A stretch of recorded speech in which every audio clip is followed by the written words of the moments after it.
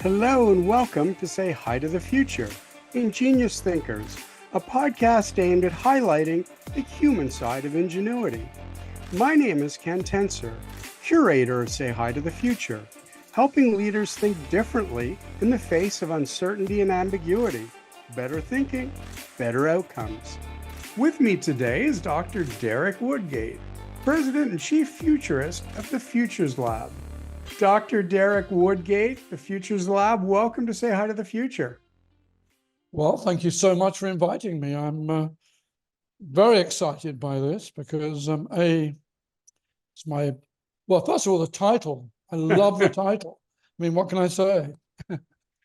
Thank you. Yes, I think we were both quite aligned. So before we jump into, to some of the specific questions, you've obviously been, you've authored a number of books and articles. There's something that you've been a part of that I have to ask. It was called Calling the Toads, the Burroughs Compendium. Yes. And in it, I mean, Lee Ronaldo, Sonic Youth, wow, Beat legend Allen Ginsberg, wow again, and presidential historian Douglas Brinkley to mention just a few. Tell me about that, because I was fascinated. Yeah, so I'll tell you I'll give you a little background to the story, because it's not literally one day I woke up and someone said, "Hey, come and meet all the guys." So back in the 60s, in 67, I met Alan after a concert at the Royal Albert Hall. He was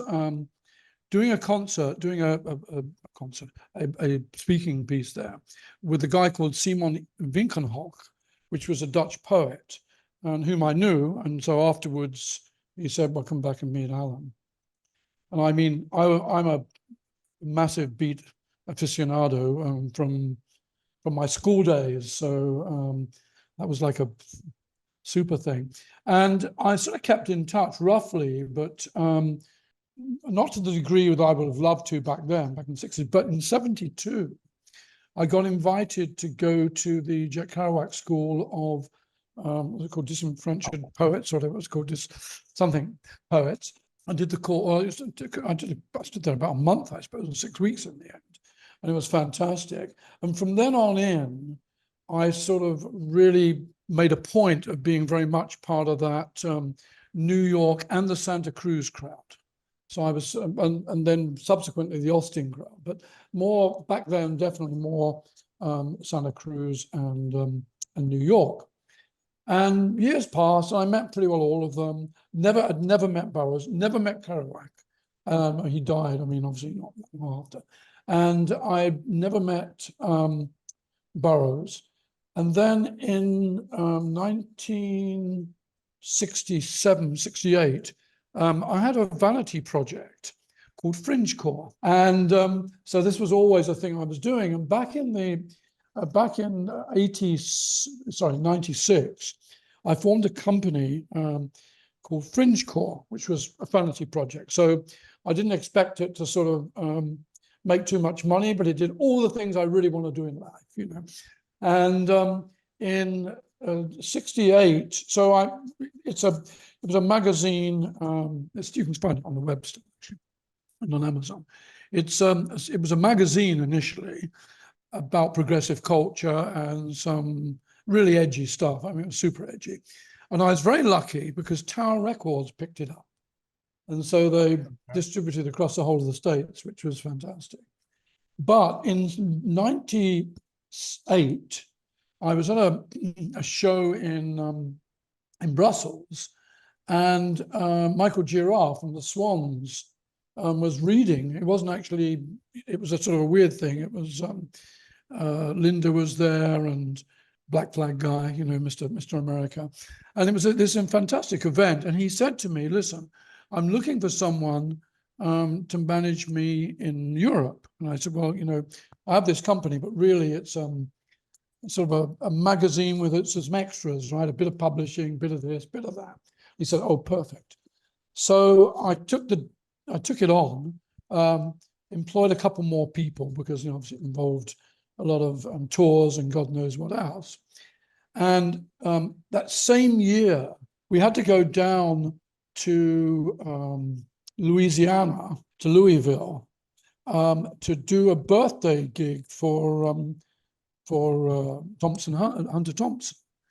And at that, and I used to do some spoken word, right? So you imagine I was a performer in a band and I did spoken word. And we did spoken word, and it was Johnny Depp, Lee, and a lot of, and some local people who I knew very well. And that's where I really began to sort of know Lee. I knew him roughly from before, but not particularly that well. I knew Thurston better, actually, initially. And that's the year after that, I got a call from a publishing company in New York and said, hey, look, can you help us put together this book on Burroughs? So, and it was John Giorno, it was Burroughs' boyfriend, and who was running a thing called The Rhythm of Poetry, or something he was doing at the time. And he said, look, we want to put this together. We're also going to do some albums. Maybe you can help us. And Mouth Almighty was the company that was actually putting out all this stuff. Yeah, it was interesting. So we went down, we did that. And then I got this call about the book.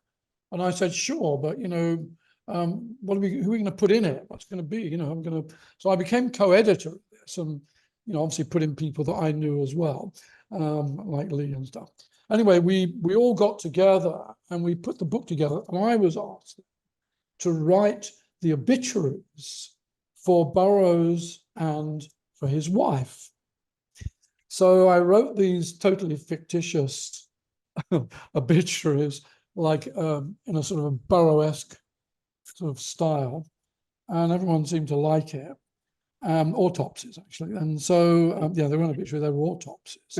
So they were literally very, very detailed technically as well about the autopsy thing. I can get you a copy of this because I have one here and I have a few all over the place. So. Would love that. And anyway, yeah, and that's how that sort of came about. And then subsequently I met Douglas and, you know, a few of the other people involved. And we did a big show in also 99, I think 99. A lot of this happened in between 97 and 2000, I suppose you'd say. The magazine went on until about 2006, and so did all the music stuff.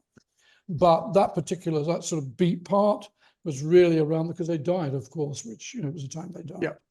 And anyway, yeah, that's all that came about. And I've kept on more or less. So I've worked with Lee a few times since then. I have another company which nothing is to do with the future, but it's called the Future Experience Lab. We used to do things called Plutopia for South by Southwest. So they were really events that supported South by Southwest, but from a future show, I suppose you'd say. So, you know, I curated this by going to sort of my university buddies from MIT, and, you know, we did robot soccer from University of Texas, Austin, and just loads of weird stuff, right? And so I got Lee to perform at that. I got DJ Spooky to work on a specific program, and we did a lot of world firsts, which were good actually. And that continued all the way through to 2013, 14, and Plutopia continued. And there's a Plutopia part of that today, which I'm not involved with, but John Lebkowski, who was initially with me on this, is still involved with. But we put on a lot of events and events subsequent to that. And I still do some of that, what's called Living the Future events. So yeah, so that's sort of the background to this. And, you know, I suppose in between a lot of that, I'm one of the people from the Well. I don't know if you know the Well. It was probably the first, I suppose we consider it the first social network, albeit it was nothing to do with current social networks. Right. But it was sort of the same crowd that was really very involved with early computer, early media sort of development. So I became buddies with all that crowd more or less, which was good because I was in Europe at the time and they were obviously all over the place in the States. But it took me to Austin. So that in 1992, I did my first Austin panel, South by Southwest. And then ultimately I went back to live in Austin in 1999 for 12 years. So yeah. So that's why that all comes together. I know it's sort of odd, but it's not so odd because most of my work and my new book as well is about what we can learn from progressive culture in terms of future studies, and what actually what drives, how does basically progressive culture in all its formats drive the thinking for the future.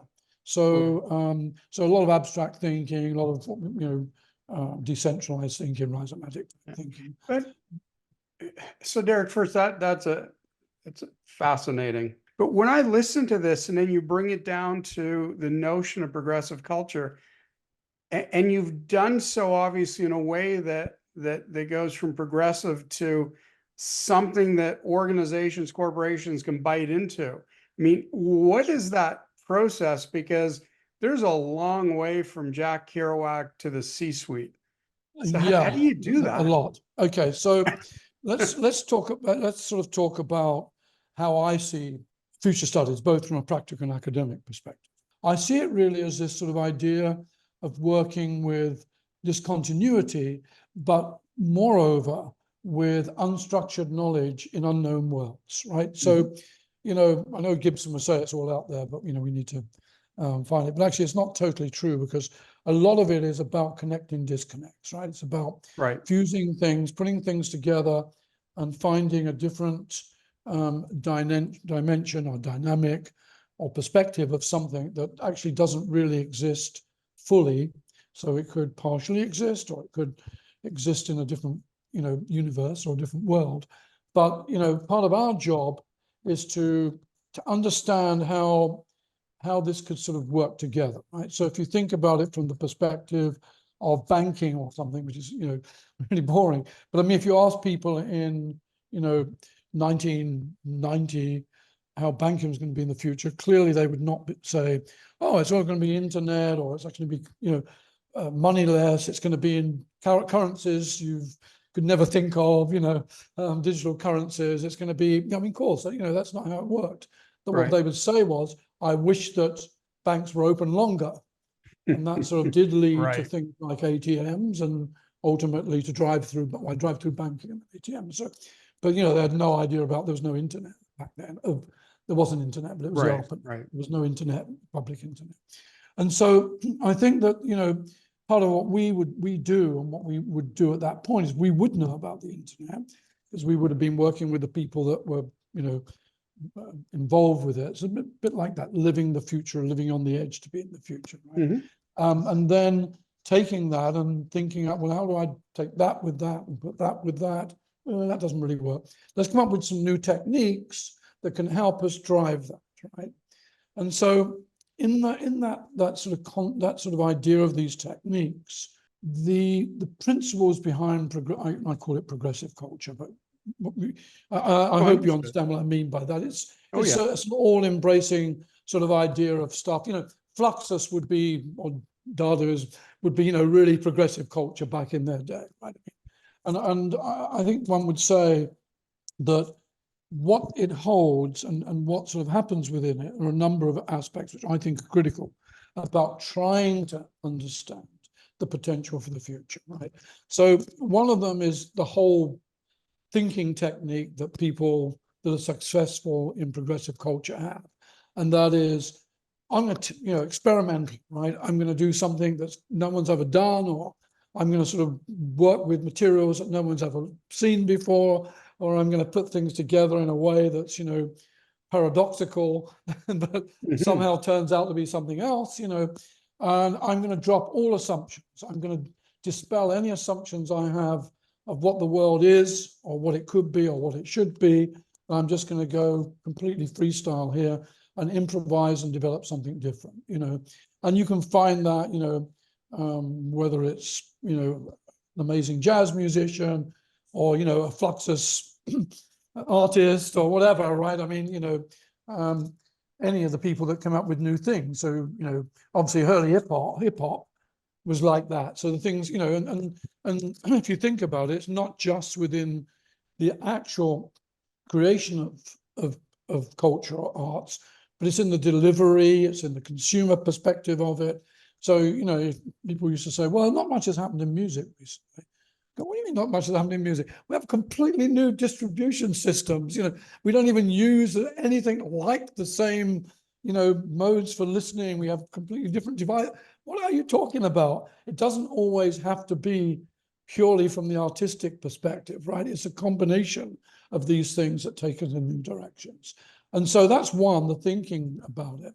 So, the ability to put divergent thinking with convergent, so that you actually are in this sort of pretty linear, typical sort of modeling and mapping and whatever, but you break the rules, right? You come away from that and you say, right, I've got all these sort of, visions, alternative futures and scenarios, but quite honestly, they're not exciting enough. They're not different enough. They're not. So how do I play with that? When then we come up with a variety of techniques that think about it in very, very different ways, right? So, part of that is my, think like a DJ concept, or, imagine in the abstract, or I know there's loads of them, right? Things I've come up with over the years. And that gives you the opportunity to fundamentally re-examine whatever the ideas were you were playing with, right? So, you start off with X, but after a while, as I think like a DJ, right? You start off with a load of stuff that's disconnected, you deconstruct all that, you mix, remix, all the things that you do, which you go into, and then ultimately you come out with something that you reconstruct. It's not a reconstruction of the original, it's something fundamentally different from all these different areas. And that way of thinking is very helpful, I believe, in future studies. That's one thing. So I so just before hopping on this, I'm just working through the research phase of my doctorate on human ingenuity. That's right, yes. So when I hear you talking about that, how do you remove bias? Because you're creating creativity, but are you creating the ability for the creativity to live without just getting, progressively knocked down by the corporation? I think you do that moreover in the mapping and modeling that you do in the first few stages of the project, because that's more robust in setting, a narrative, right? A narrative environment rather than a narrative. Right. But a narrative environment, right, which keeps you somewhat within, I don't really want to say boundaries, because that's probably not, that sounds too rigid. Right. But it does, in a way, keep, if we're working, most of the time we've been working over the years, for corporations. So there are boundaries, right? And ultimately, you've got to come back. They're going to say, fine, there's all these scenarios. What do we do with them? You go, well, we're going to do some rolling back the futures for you. We're going to create some projects from this, and you're going to develop these projects which move you in the direction of that potential future, right? So there is this sort of practical aspect to that, and it pulls you back into that. But I don't believe that within the thinking process, in the developmental process, that you should really limit yourself, because it's a bit like, if you think about, talking about ingenuity, thinking about, the female pill, the birth pill or whatever, was originally developed for men, right? So, you need to allow yourself, and maybe imagine in the abstract all these things like upside down worlds. I have loads of them, right? Things like, which I think are really useful, is which sound is missing, right? Even though you're talking about stuff that has actually nothing to do with sound, right? Which color is missing? People go, what do you mean color? Well, think up your own concepts of what the colors are, but think about it. Step back, do a cage on it, like step back from it all, live in silence for a bit and think, what's missing here? What are the black holes? What are the hidden worlds that are missing? What's it telling me? What's the feeling that's missing? Because I think one of the things with future studies that's, tends to be missing in the actual developmental stage is the emotional part. right? It's all that sort of immersive. I don't know if you've read any of my work, but I talk about it in terms of personal ambience, right? The stuff that we let in. So, like in gaming, that moment in gaming, if you're playing FIFA or something, and you start screaming at Ronaldo, and then suddenly you remember, well, actually, you're Ronaldo because you're moving it all, because you actually project yourself so strongly into that character that you actually forget you're involved in the future. In actually creating the future, one of the big aspects is about, that, shifting your present self into your future self. And it's very difficult. I know that if you've done any innovation processes, it's one of the most difficult things for people to do, right? And you have all these tricks at the beginning and this, and then you realize that none of them actually really help very much because people just can't suddenly, move into some different dimension. It's the way it is. That's part of, that reality. But I mean, there is bias. I'm not questioning for 1 second. I think in some ways you can argue that people employ me to drive a certain amount of bias, right? Bias towards a way of thinking and bias towards outcomes that are different from other people's outcomes. I mean, that's how that works, right? So, if they want something else, they go to somebody else. After all these years, people sort of know, well, he's the creative futurist. He's a guy that comes up with these insane ideas sometimes, but actually he's really practical. And I'm like, well, because I'm practical, I need to be paid. So, different writing a book and different actually doing consulting. Yes. And where does augmented learning fall into this whole discussion? Well, augmented learning specifically comes into, I've worked on a lot of, well, first of all, I was teaching the future of multimedia and entertainment in a number of universities, and not least in Norway, where it's a blended course. I was actually able to do loads of workshops with them. And I built teams, strange teams. Actually, I never allowed people who were friends to work together. I gave them particular tasks, a lot of tasks that they were not used to doing, all the sort of things you can think about. And we built some really, really fun stuff. This was like an 8-year period, so it's quite a long period that I was able to work with them. What I understood from that is that, and there are multiple ways of augmenting learning, right? But some of the ways I think that are critical, and some are multimedia, right? They're obvious. Some are pedagogical tools. Sure. Just ways. So now we talk about transdisciplinary pedagogy, transdisciplinary learning, so which means using bits and pieces from totally different disciplines and putting them together. And moreover, particularly in the sciences, with transdisciplinary science, where you can take multimedia, robotics, neuro, bio, or put nano, put it all together. And if you were doing something like the future of a smart city as a course, that would be perfect for that, because all those things happen, right? Human development, future lifestyles, all those things fit into that. So I'm particularly developing a lot of courses that use that type of pedagogy, and also free delivery, which means they don't have to deliver a lot of the time. There are 4 parts within a course where they literally have to deliver something, like, is it a video, is it paper, whatever. But the rest of the time they can deliver whichever format they feel like. So I have people who write poetry, and the reason for that is that I want them to really deeply understand what we're talking about. And if they have better ways of interpreting that and presenting it, that's all I need from them. I don't need a dissertation every time they write something. What I need is, did you actually understand this? Can you interpret it? And can you apply it? And can you show me a different way of applying this and writing an essay, right? And so, these courses are fairly differently structured. I've had issues sometimes with ministries saying that, my competency-based assessment is not acceptable or whatever. I just said, look, I'm sorry. My job is to literally augment learners, to teach people how to particularly deal with all the shifts in post-normal times, to use the Right. phrase, right, that of, rapid, that are complex.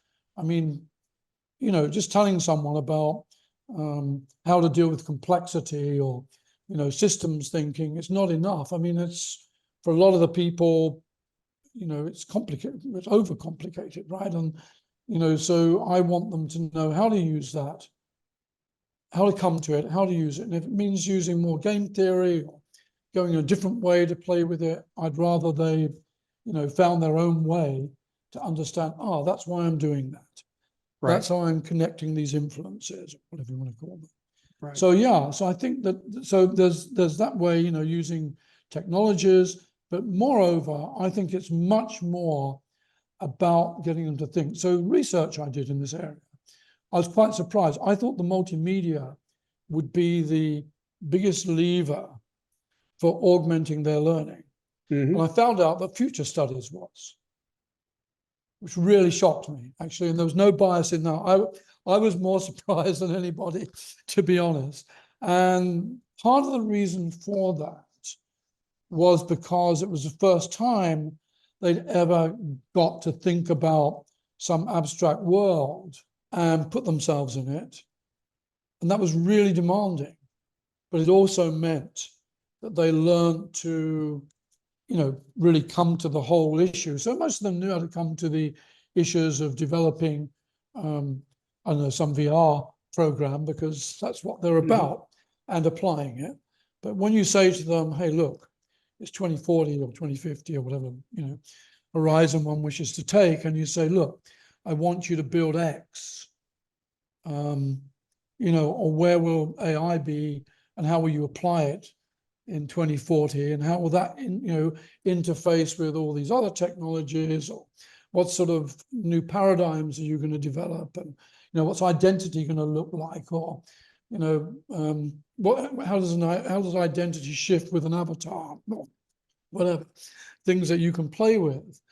That actually is quite demanding, but they then approach it in a very engaged and disciplined manner.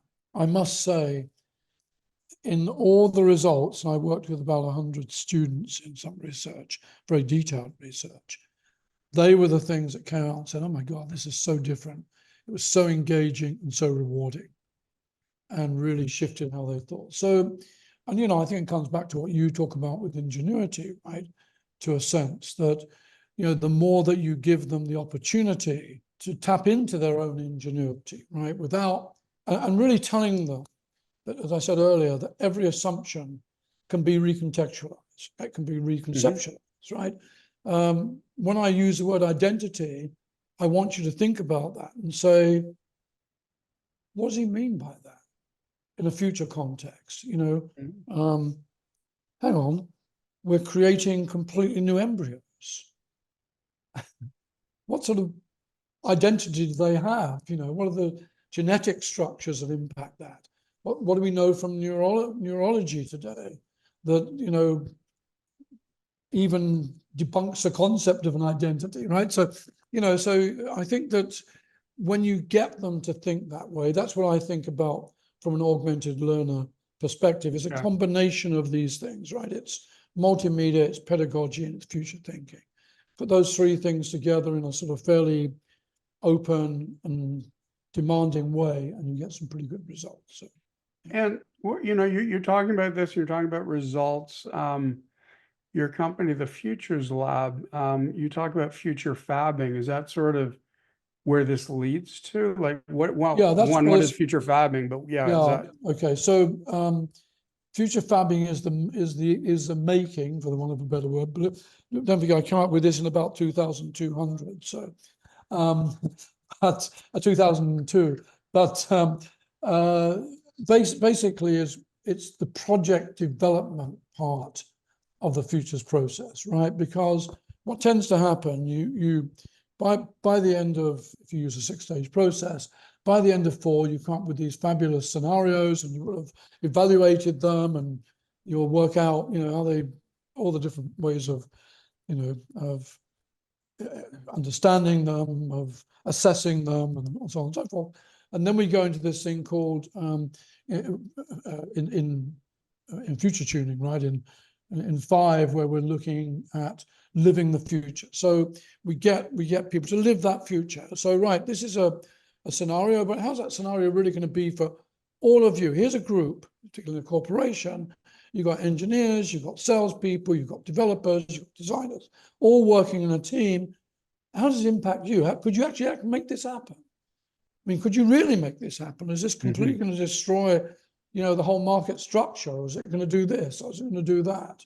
What could you add to this? How could you vastly improve it?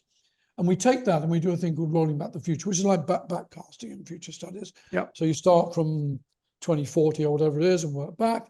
And you work back with projects. You say, well, if I could do, all right, I need to do that to be there, but that doesn't exist. Or what's it going to take to get to that? Who are the players? Who are the likely companies that could even think of developing in that way? Right. What are the other influences that are going to come into play in those years that, like if it was about transport, are we going to actually need cars, right? What sort of vehicles will there be? Is there this new sort of, we've now worked with drones and flying cars, but is there something else that's, actually going to happen? That's a people carrier that's, along completely different lines, right? Or do we need people carriers? Is the bulk of our day going to be, literally, connected via some virtual framework, which is phenomenal, right? It's not 2D like this, but really 3D, metaverse type of thing, or not. So what do we need? So you begin to break those down into real, what I'd call usable bits, and they're like bits really. And then you map them, and you come back to the next 5 years from today, and you say, right, okay, guys, what would you invest $1 billion in? Where are we going to take this? By that time you're talking to the management, right? And top management, and going, well, hang on, this all sounds really, really good, but what are the figures? So you start working, more that management type thing on the efficiencies and effectiveness and all the other stuff that I learned in corporate. And then, then you get to stage 6, which is the future fabbing, right? So that interlinks with a lot of innovation processes and so on and so forth, right? A lot of which is outside of our hands, but we help. We added 2 more stages. I don't actually talk so much about them, but they're the real work we've been doing recently, which is literally developing projects and working out actually how they're going to work. So rather than us leaving it as a project idea, the proof is in, well, show us how you're going to make that work, right? Right. It's a little bit of extra money, never enough, to show us really how that's going to work. You talked about these technologies, but how do these technologies interrelate with one another? What do they cost? Who's going to supply them? Who are the help us make this happen, not just tell us we can do it. And that works really, really well. And the last 5 years, I've developed some additional processes that to make this happen. Right? So, yeah, Dr. Derek Woodgate, the Futures Lab. It's been a fascinating 35 minutes. I mean, we started with progressive culture and your interactions with Ginsburg and Kerouac in the 60s, and have made our way into the world of futures and corporate, how it integrates into corporate futures and strategies. So it's quite a pathway that we've taken in a very short time. So you know what? Thank you so much for your time. And just one last quick question on a super pragmatic level. CEOs today, they're measured by what's happening next quarter, what's happening by each year.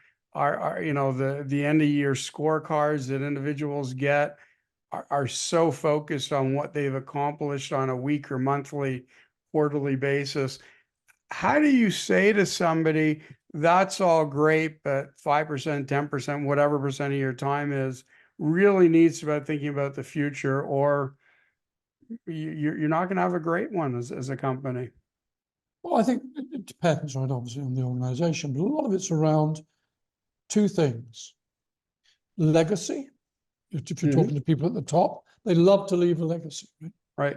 They love to come up with something no one else ever come up with, and to pursue that and develop it and show a different side to themselves, their team, a product area, a market segment, whatever it happens to be. That's one.